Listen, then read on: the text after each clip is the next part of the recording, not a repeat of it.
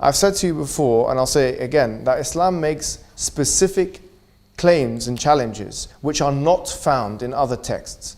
For example, number one is the preservation challenge. Chapter 15, verse 9, it says, إِنَّا نَحْنُ نَزَّلْنَا الذِّكْرَ وَإِنَّا لَهُ لَحَافِظُونَ. We have certainly sent down the book and we will certainly preserve it. Chapter 4, verse 92, the contradiction challenge. لَوَجِدُوا فِيهِ اخْتِلَافًا كَثِيرًا. They would have found in it many contradictions.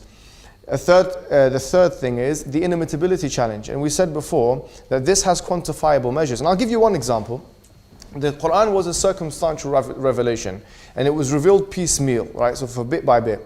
But despite the fact that the Quran was a circumstantial revelation and it was revealed piecemeal, you'll find that there is an incredible knitted togetherness, a consistency, a coherence of the Quranic text, which make it almost impossible, I would argue, that it would have been from human authorship. For example, the Quran in chapter 3 verse 59 says, إِنَّ مَثَلَ عِيسَى عِنْدَ اللَّهِ كَمَثَلِ آدَمَ خَلَقَهُ مِنْ تُرَابٍ ثُمَّ قَالَ لَهُ كُنْ فَيَكُونَ. That certainly Jesus is like Adam. God created him from dust and said be, and he was.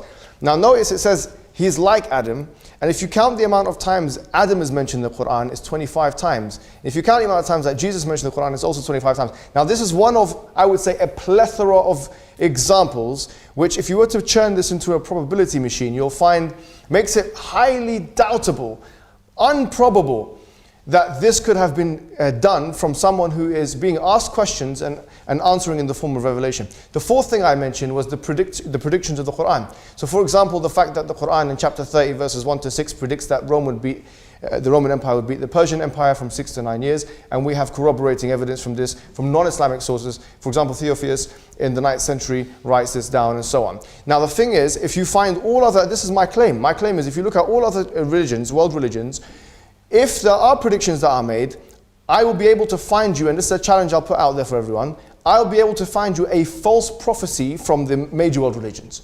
If someone claims to be a fortune teller, Nostradamus, Charles Russell, from the, whoever it may be, those individuals made a series of predictions, some of which came true, some of which did not. Now what I'm saying is quite bold. I'm saying that the Islamic position is you will not be able to find one thing that the Prophet of Islam or the Quran says will come true that does not come true.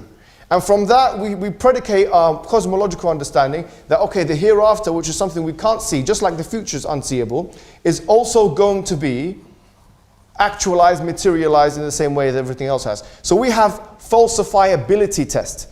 This falsifiability test is not in other scriptures, and in order for you to disregard or discard the Quran and the Sunnah, you first have to go through the process, just as a scientist would, of falsifying our claims. Okay, that's an interesting Thank you. point. Does anyone on this